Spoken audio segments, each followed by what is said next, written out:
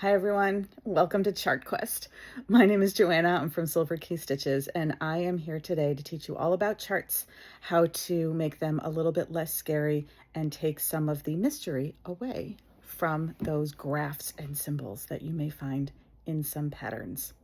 I know that I especially have in the past looked at a piece, a sweater, a lace, something, and thought, wow, that would be really beautiful. I really want to knit it and get very inspired. And then I look at the pattern and it's charted only. Words that may strike terror into our hearts. I am here today to help demystify and take some of that fear away. A little bit about myself. I live in Connecticut with my husband and two very tall boys. I have been an educator for over 25 years, and I have been a yarn dyer and a pattern designer since 2018. This is simply a Charts 101 class. I cannot, for time purposes, expand on every chart you're going to find in any pattern that you want to knit. I'm going to talk about basics. We're going to talk about textured patterns. We're going to talk about lace. We're going to talk about cables, and we're going to talk about color work.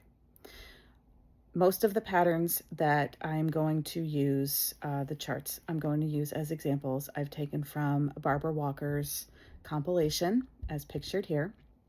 You can find this book either through your local library or through your local yarn shop. Let's begin. So the first thing we're going to talk about is the stitch glossary. Anytime you have a pattern that includes a chart or multiple charts, you're always going to find a stitch glossary somewhere in that pattern. Some designers put it at the beginning, some put it as a separate sheet at the end. It varies, but look for it. It will always be there. Included in the stitch glossary will be the abbreviations for all of the stitches that you will use when knitting those charts. It will also give you what the abbreviations mean. So for example, K means knit, M1L is make one left, M1LP in this case is make one left purl, and it will always give you instructions on how to process these stitches. This one's a little unusual, but it happens. Following down here, no stitch, we are going to talk about this and I'm going to show you some examples. It's a little confusing until you get it, but once you get it, it's not a big deal. Followed by P for purl. This is not an exhaustive list. This is going to be specific to every pattern that you see with a chart. All right, this is the first chart that we're going to talk about. This is a chart for a textured stitch pattern, and it is worked flat. Working in the round goes a little bit different, and I will talk about that. But right now, working flat, you always go from right to left when reading a pattern. Each one of these boxes represents one stitch. So you work row 1, and in this case, this is your right side of your work. And then when you complete it, you turn it around, and then you go over here to row 2, which is worked from left to right. Down here in this box, you see what each block on the chart means in terms of a stitch. So when you're working on the right side, an empty white box means knit, and when you're working on the wrong side, an empty white box means purl. On the other hand, when you're working on the right side, for example here on row 9, the box with a dot means purl, and when you're working on the wrong side, again over here on row 2, the boxes with the dots mean knit, and that's all down here on the bottom. Every charted pattern is going to have some sort of box like this that shows you what each square means in terms of what stitch you should be processing when knitting that square. Also, in this case, you have the written instructions on the bottom.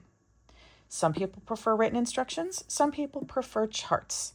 Charts are useful for lots of different reasons, but especially when you get into more complicated lace patterns, the written instructions will be pages and pages long, and this is much more economical as it is to have things in a chart. When you also have color work, charts are essential because you're switching colors, and to write that out is really, really difficult to do. When I'm following charts, one tip that I have, your simple Post-it note. So when I'm working, I take a Post-it note and I place it on the row above the row that I'm working, because in that way my eye isn't going all over the place and it goofs up my work. So I'm working row 1, I'm knitting across. Great, I finished row 1. Move my Post-it note. Move it up here. And now I know I'm working on the wrong side and row 2. You can use a ruler. You can use sometimes there's a magnetic board with, magnets you can put on top. However you choose to do it, I just find visually this helps a whole lot, having something covering up the rows above where I'm working. Otherwise, you can get very easily distracted by what's coming next. Now let's talk about a color work chart. This is where this no stitch icon comes in. Color work, if you have the capability, is best printed in color, because that way, you're typically using 2 colors or more in which to create your piece. So over here, I just have it as yarn. Some people call it color A, color B, color C, color D, whatever. I've got white and I've got blue, just because that's the way it printed out. Again, a reminder, don't try to stitch from these charts because these are just examples. So down here on the stitch key, you've got, again, the 2 colors. You've got no stitch. You've got the white box on the right side knit, on the wrong side purl. This is, again, knit flat, and I'm going to talk about the whys of knitting in the round in just a minute. And then again, on the right side, make one right, make one left. That's these 2 icons here. Color work, most of the time, you're going to be knitting in the round. So all of your row numbers are going to be over here on the right side. No stitch, and this is a little daunting if you're not used to it, simply means that there is no stitch that you're going to be worried about. So going over row 1, you're actually starting here with these 3 knit stitches, followed by your first knit of color, followed by 2 more knit stitches. And then let's pretend that's the end of my row, because it is. There's no more stitches to process. However, now we're getting into increases, and that is the purpose of the no stitch icon. You're going to find them if you are doing a sweater with color work yoke where you need to increase and you're trying to create a shoulder, or if you're doing mittens and you've got a gusset, or you're trying to enlarge the hand of the mitten, you're going to find no stitch. And that is simply because you need a placeholder for the stitches that come later. So you can see here, these are all increased stitches, and you can see the no stitch gets smaller and smaller and fewer blocks for each row as you're knitting. This is not something to get stressed out about. It just means these are placeholders for stitches that will be created later on in your work. Now let's talk about cables. Again, this is a pattern that is knit flat, going from right to left for your right side rows, and then left to right for your wrong side rows. And now we've got different icons here. So right here is a cable. It processes 3 stitches at once, and you can see it's 1/2 right cable. In the stitch glossary for this pattern, you will have an explanation of what that means. So you're going to have your cable needle, and then it will tell you again how to process these stitches. Cables are just rearranging stitches so they make a different texture. That's it. And in this particular case, these are background stitches to offset these cables just to make it pop. As you can see down here, here's the stitch key, right side, blank box, knit stitches on the wrong side, they're purls. A box with a dot in it. On the right side, you're going to purl. On the wrong side, you're going to knit. And you can see here, this is your cable stitch right here. This is the icon because you're processing 3 stitches. 1, 2, 3. There you go. These are the written instructions down here so you can see. Again, knitting flat, it is right to left, left to right. Circular knitting, again, you're going to have everything numbered here on the right side. You want to make sure that you've got, a unique beginning of row marker for yourself. And again, that's going to be in the notes section and the specific instructions section of whatever pattern you are using. When in doubt, especially if you've got new stitches here that you've never done before, make a swatch. I know it takes time, but it really is worth it. It will give you more confidence on when you get into the charts. Your knitting is going to be that much more enjoyable for you because you're going to have confidence in what you're doing. Something to remember too for cables, it treats the yarn a little bit differently. It makes a slightly tighter fabric. So if you're going for gauge on like a sweater or something like that, where it really matters how it's going to fit at the end, swatching is your key to doing this, and making it more fun for yourself, really. You don't want to be stressed out about, oh my goodness, I'm hitting this icon here and I don't know what it is. It's okay. Take a breath, do a swatch. You can use scrap yarn if you want, whatever you want to do, but just to practice before you get into your pattern so you know what you're doing when you get there. All right, so the last chart we're going to talk about involves lace. Lace is simply knitting with plan holes. That's what makes it airy, and that's what gives it the patterns of lace. In this case, it is a pattern that is knit flat. So, odd numbers on the right side of your charts correspond to the right side of your work. You will notice there are no even numbers over here, and I'm going to talk about that in just a minute. So you're going to read the pattern from right to left.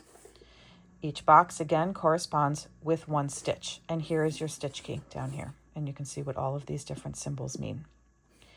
If your stitch key is on a different page than your chart, pull out your Post-it note. Write it down on here. Little diagrams. This means knit, this means yarn over, so you don't have to keep flipping back and forth between pages. In this case, I have the written instructions as well. Not every lace pattern has this, and the charts may be bigger, and it will be very, very difficult and lengthy to write out all of the written instructions, which is why you're going to find a lot of charts in lace. You can see a notation here. Rows 2 and all even rows you're going to purl. They are not on the chart.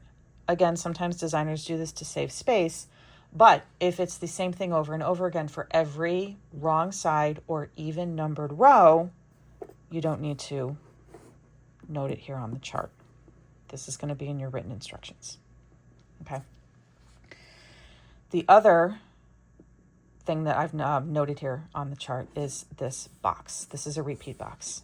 Lace is typically pretty big, so you're going to have a number of stitches that are repeated the same way on every row. And again, to make it a little more concise, this is a repeat box. So this is how this works. You're going to start, knit 3 stitches, 1, 2, 3. And then here's the chart repeat. You're going to knit these stitches. And then when you finish this stitch, you should have more stitches on your needle than these 2. So you're just going to, not worry about those 2 right now. You're going to go back to the beginning of the box and repeat again. The pattern will tell you how many times to repeat this particular set of stitches. That's why there's a box. When you have done the number of repeats that the pattern calls for, you should have 2 stitches left, or however many, on your needles to make the end of the row. Something that I do every time I'm knitting lace, I put a stitch marker at the beginning and the end of each pattern repeat. Visually, I'm able to lay out my pattern and say, okay, so for example, this says I need to repeat these stitches in this pattern repeat 12 times before the end of the row. So I can lay out my knitting, and I am actually able to count how many sections I've done on that row. The other added benefit to using stitch markers here and here is that if I get to the end of the row and I don't have 3 stitches left before this stitch marker, I know I've goofed something up. I only need to tink back to this stitch marker here, to the previous stitch marker. instead of going back for the whole entire row. Makes it much, much easier and less frustrating for me. And we've come to the end of our quest. I hope that this has helped. Some things to remember, tips and tricks, Post-it notes or a ruler or anything that you have available to you to help you keep track of where you are in the chart will help, as will stitch markers for all of the repeats. Also, whenever you come across a new technique, a new chart, a new symbol, something like that that you're not sure of, swatch. Remember, when you're swatching, you don't have to use the same yarn or the same weight of yarn that you plan on using in your final project. What you really want to do is practice the stitch, practice reading those charts until you're used to it and you see how it looks on your needles. That's going to give you more confidence and make working your project that much more enjoyable. You can find me online at silverkeystitches.com. My social media on Instagram and Facebook is also at Silver Key Stitches, and my email, you can reach out with questions, is joanna@silverkeystitches.com. I'm going to write all this out in my little end notes for you here. The printable included with this class, you can photocopy it, you can print it out as many times as you need. It's just a little cheat sheet with more commonly used stitch symbols and what they mean to help you out. Thanks again so much. Have a great one. Bye-bye.